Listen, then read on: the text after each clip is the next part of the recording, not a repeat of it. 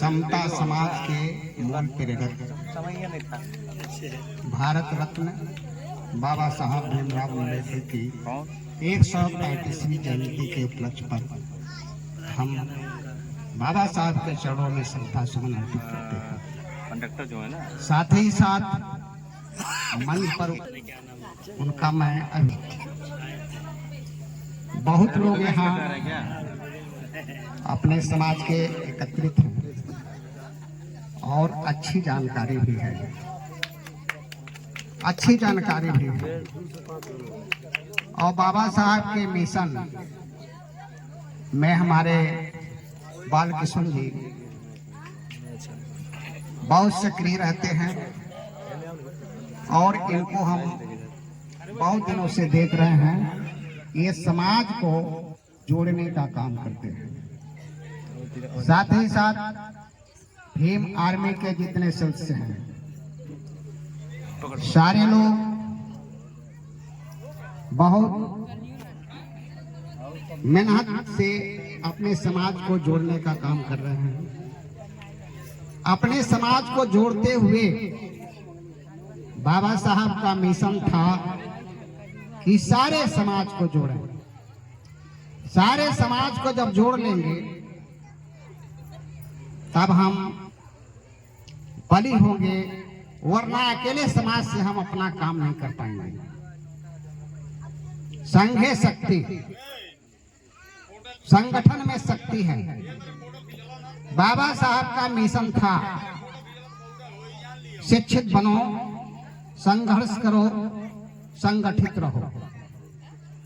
इधर ध्यान दे थोड़ा सा।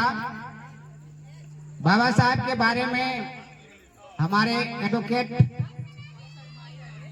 रामजी प्रसाद जी जो भी वक्तव्य किए हैं बड़ा ही सुंदर किए हैं, और हम जितने लोग उपस्थित हैं उसको बड़ा ही रसास्वादन किए हैं।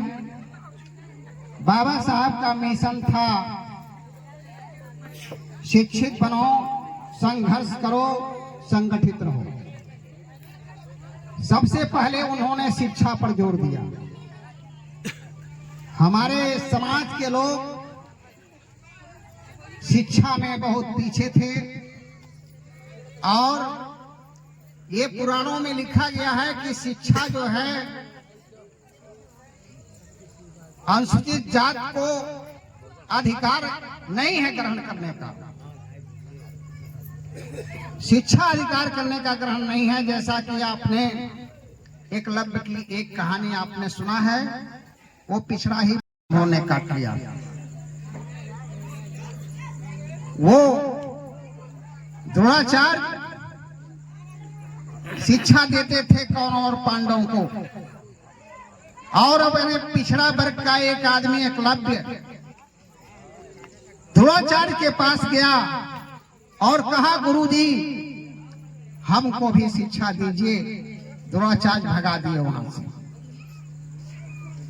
जब द्रोणाचार्य कब्ल को भगा दिए, द्रोणाचार्य के मन में बैठ गया कि जो विद्या कौरवों और पांडवों को द्रोणाचार्य सिखा रहे हैं उस विद्या को ग्रहण में जरूर करूंगा।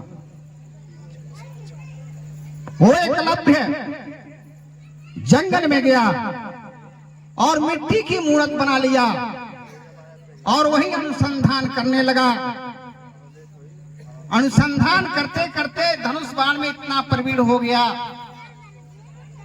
कि एक कुत्ता उस जगह पर गया, उसको देख करके भौंक रहा था, बोल रहा था बड़ा जोर जोरों से। एकलव्य जो है ऐसा बाण मारा कि इसका मुंह बाण से भर गया, उसकी गोली बंद हो गई। वह कुत्ता भागता हुआ गया। कहां गया? वही द्रोणाचार्य के पास गया। दौड़ते हुए भागते हुए अज्ञानता में चला गया। जब द्रोणाचार्य देखे इसके मुंह में बाण भरा हुआ है और इसको चोट तनिक भी नहीं लगा है, द्रोणाचार्य बहुत आश्चर्यचकित में पड़ गए। कहे, कौन गुरु ऐसा है जो इतने इसके मुंह में बाण भर दिया है और चोट कभी भी कहीं भी नहीं लगा है, इसके तलाश के लिए द्रोणाचार्य निकल पड़े और घूमते घूमते चले गए। एकलव्य जहां अनुसंधान कर रहा था वहीं पहुंच गए। द्रोणाचार्य कहे कि तुमको कौन सिखाया है? उन्होंने कहा गुरुजी। गुरु कौन है? कहे कि द्रोणाचार्य है। द्रोणाचार्य समझ गए कि हमको गुरु मान करके इन्होंने विद्या सीखा है। तो द्रोणाचार्य कहे कि जब हमको अपना गुरु मानते हो तो गुरु को दक्षिणा भी देना जरूरी है। एकलव्य ने कहा जो इच्छा हो गुरुजी मांग लीजिए। हल्ला करता रहता कहाँ से आए? थोड़ा सा ध्यान दें। एकलव्य ने कहा कि गुरुजी जो भी इच्छा हो हमसे मांग लीजिए, हम देने के लिए तैयार हैं गुरु दक्षिणा। तब द्रोणाचार्य ने कहा तुम अपने दाहिने हाथ का अंगूठा काट करके हमें दे दो। एकलव्य जो है अपने दाहिने हाथ का अंगूठा काट करके, आप जानते हैं धनुष पर बाण जब चढ़ाया जाता है तो दाहिने अंगूठा के सहारे ही उसको खींचते हैं। द्रोणाचार्य कहे कि जब इसका अंगूठा रहेगा नहीं बाण चलाएगा कैसे? न रहेगी बांस न बाजेगी बांसुरी। एकलव्य का सारा धनुष विद्या जो है वहीं समाप्त हो गया। इसलिए मैं कहता हूं कि शिक्षा पर माता बहनें भाई बड़े बुजुर्ग जितने लोग हैं अपने बच्चों को पढ़ाने के लिए एकदम तैयार होकर के अपने बच्चों को पढ़ावें। शिक्षा ही ऐसा चीज है जिसको सबको पीछे ढकेल देगा। शिक्षा ही एक शिक्षा ग्रहण करने वाला आदमी आगे बढ़ता जाएगा, उसको कोई रोक नहीं पाएगा। इसलिए मेरा निवेदन है कि जितनी माताएं बहनें यहाँ उपस्थित हैं, भाई बंधु जितने हैं, सारे के सारे लोग, चाहे बच्चा हो चाहे बच्ची हो, सबको पढ़ाने के लिए आप लोग संकल्प ले लें इस मंच से। हमने कहा है मिशन था बाबा का, शिक्षित बनो संघर्ष करो, शिक्षित बनो संघर्ष करो और संगठित रहो। इन्हीं तीनों में सारा चीज निहित है। ये तीन जो मिशन है, इसी तीन चीज में जो है सारा चीज इसमें पड़ा हुआ है। इसका अगर अध्ययन करेंगे तो सारे चीज जो है इसमें निहित मिलेंगे। शिक्षित बनो, संघर्ष करो, संगठित रहो। संघर्ष करना क्या है? आपको संघर्ष कहाँ करना है? आप अपने संघर्ष को वहां करेंगे जहां आपके मान सम्मान पर आंच आता हो, जहां आपके संपत्ति पर कोई आक्रमण करता हो, आपके शरीर पर कोई आक्रमण करता हो, आपके धन दौलत पर कोई आक्रमण करता हो, वहां संघर्ष करने की जरूरत है। लेकिन वहां संघर्ष नहीं करना है जहां गलत हो। अगर कोई गलत काम कर रहा है वहां संघर्ष आप नहीं करेंगे। गलत को कैसे साबित करेंगे कि ये गलत है? हमारे ऊपर जो चीज पड़ेगा हम समझेंगे, आपके ऊपर जो चीज पड़ेगा आप समझेंगे कहाँ गलत है कहाँ सही है। तो बाबा के मिशन को आप अपने दिल दिमाग में रख लें और उस मिशन पर आप चलें। ज्यादा जोर हमारा यही है कि हम शिक्षित बने, संघर्ष करें और संगठित रहें। हमारी उम्र 75 साल की है। जो स्थिति 75 साल पहले थी वो स्थिति अब नहीं है।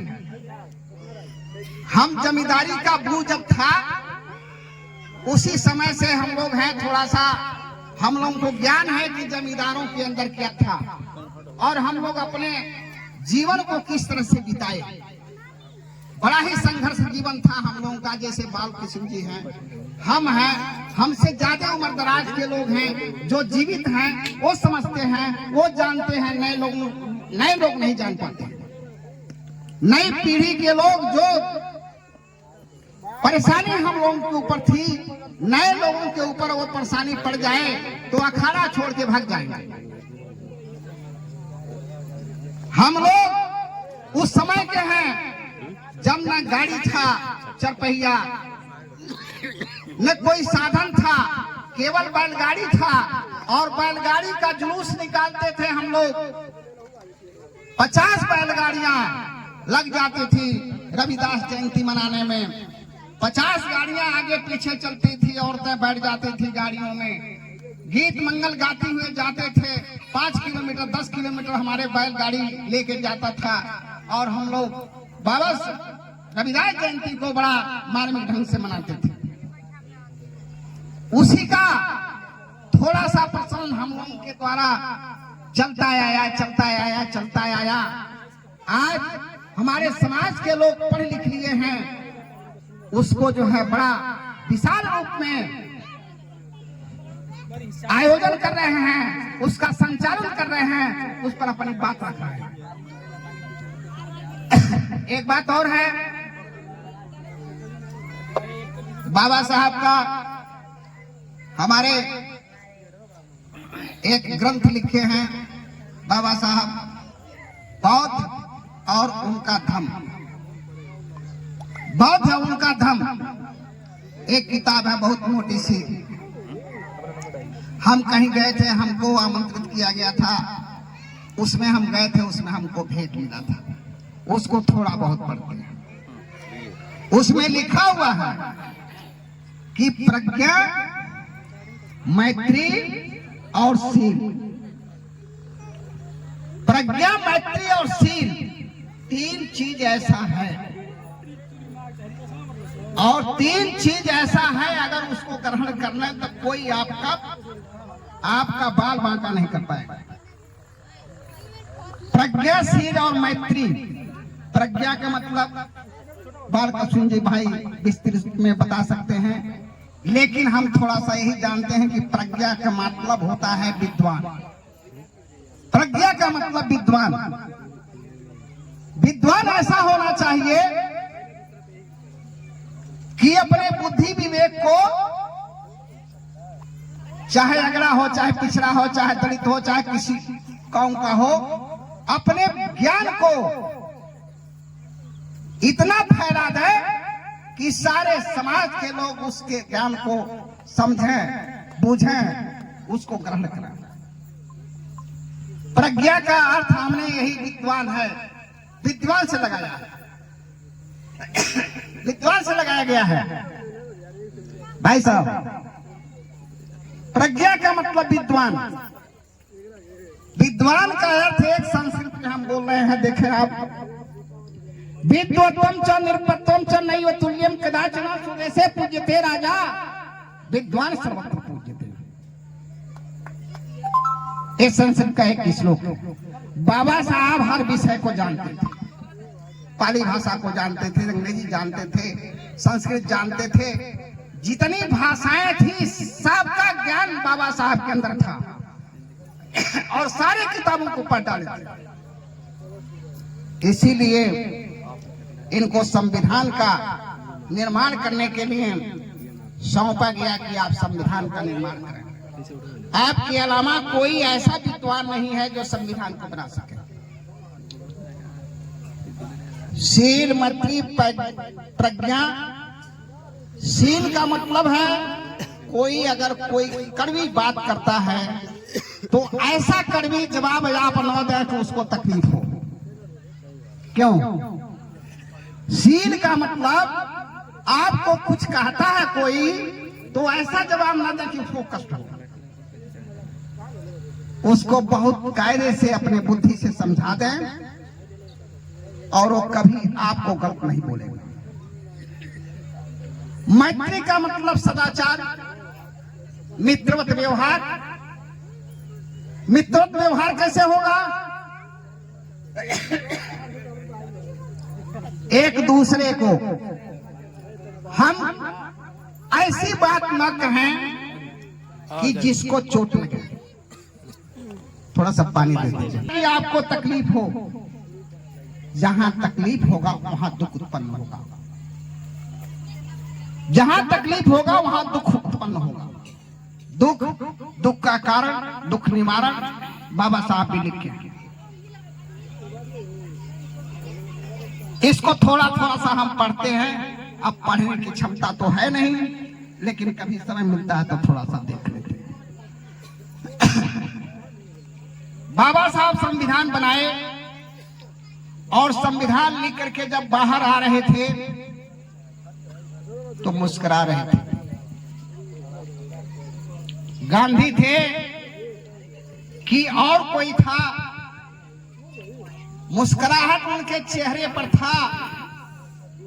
तो उन्होंने पूछा, क्यों हंस रहे हो भाई?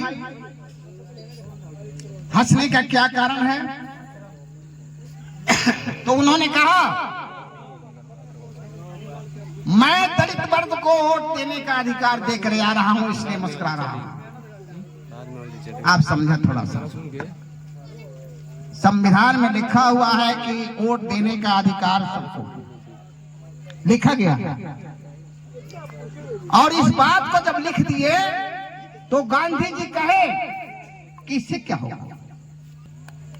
अरे हमारे पास पैसे रहेंगे तो वोट हम खरीद लेंगे, हम सरकार अपनी बना लेंगे। बाबा साहब कहे, कब तक खरीदोगे वोट? कब तक खरीदोगे?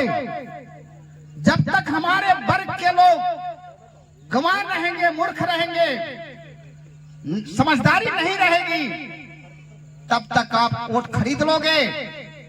लेकिन जब हमारे वर्ग के लोग शिक्षित हो जाएंगे तो तुम्हारी हिम्मत नहीं है कि हमारा वोट खरीद करके सरकार बना लोगे। बाबा साहब ये जवाब दिए। बाबा साहब बहुत कुछ किए, बहुत कुछ लिखे, बहुत कुछ बताए और बहुत कुछ हम लोग आपको बताने के लिए उत्सुक हैं कि हमसे भी आप कुछ ग्रहण कराएं और आपसे हम कुछ ग्रहण कराएं।